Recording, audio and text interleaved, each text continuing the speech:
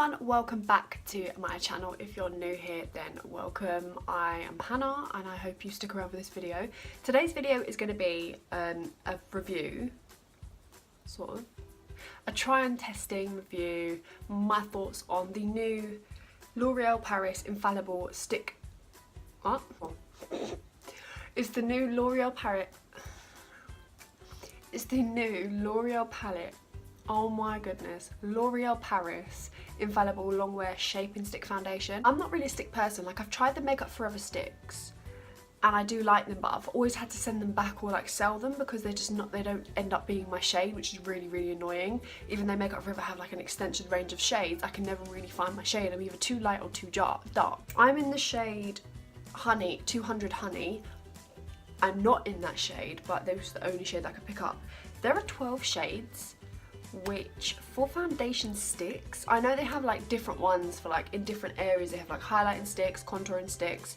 When I look at that, you can't, if you had a mission to just say, okay, cool, this is just shaping sticks in sense of highlight and contour, 12 shades would be moderately okay. But where you've labelled it foundation is a whole new level of a whole new different spectrum. If they had 12 shades and there was a variety, then that would be absolutely fine in my opinion. But there's 12 shades and no variety. It literally goes light, light, light, light, light, light, light, dark, dark. It states, from what I know, it's supposed to be like medium buildable coverage, which is fine. Right now, I'm glad I've got like really bad skin. Not really bad skin, but not skin that I usually have. I've got some pigmentation, I've got some scars, I've just done a picking session, so I want to see how much this covers.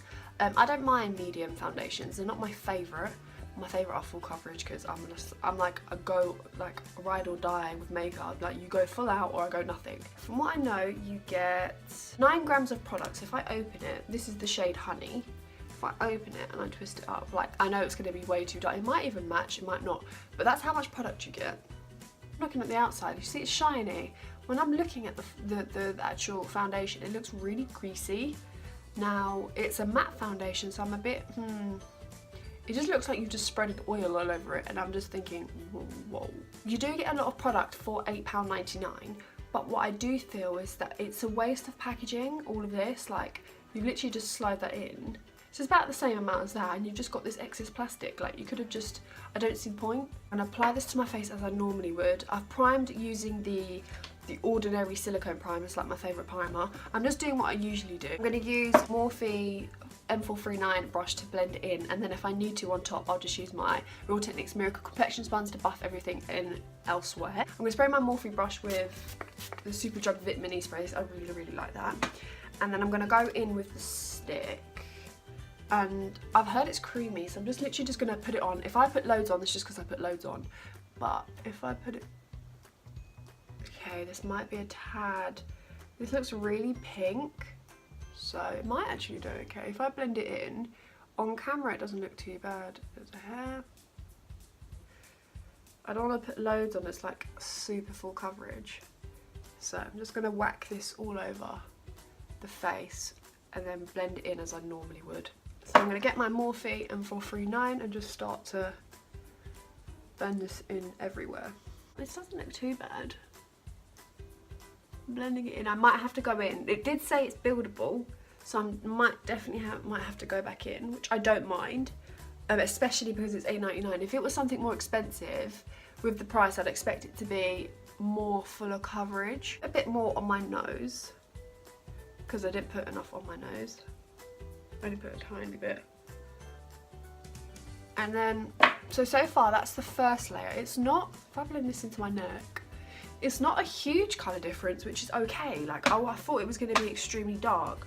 So it goes to show, when I look at Honey, it's like, if you look at my face right now, it's not tremendously dark. It's more pink than anything, which is, I'm like, because I don't really have pink undertone. Like, my undertone's more neutral or yellowy than pink, but we can work with it, I suppose.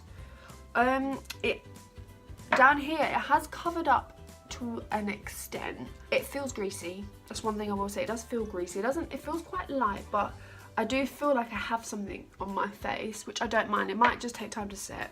It's a slight bit It just looks like my skin when I look up closely. It doesn't, so far, like, it's very texturizing, that's one thing. Like, it hasn't covered up my redness or my spots. This is just one layer. Texturizing, like, it picks up on my pores, it picks up on all my pigmentation, which is something I don't really like to go for. But if I'm going to try and go in with a second layer and see if we can actually build this up. It's just, I think it's overly creamy to the point where it's like, it feels really greasy. I feel like I've got too much on my face. So I'm just going to go in and actually blend this in with a beauty blender now. What I do feel is if you've got pigmentation, like for example, you've got dark patches or you've got redness, you will need to colour correct. Like on the camera, it looks quite nice. If I just start to blend this in a bit better than what I'm doing right now, because initial thoughts can be different from when it actually sets and it sits on the skin, but right now it's really literally clinging. Like this foundation is the type of foundation that would actually cling to your dry patches, which I'm a bit worried about because especially in different times of year, I'm going to be different types of skin types. My skin type's normal to combination. I can get really oily or I can get really, really dry. So I'm looking so far. The coverage is decent. I will agree that it's very, very, very, very much like buildable. If you were to just do a couple of layers, this would be nice just to quickly go out in if you were going out somewhere to get like a light coverage, or if you wanted to build up so that you could get a medium. I wouldn't say you're going to get full, like you'll get maybe medium to full, but you won't get full coverage because you can still see the redness. It doesn't seem to cover up, which is why you probably need the colour correcting primer to go with it, or the concealers. I know they've got concealers coming out.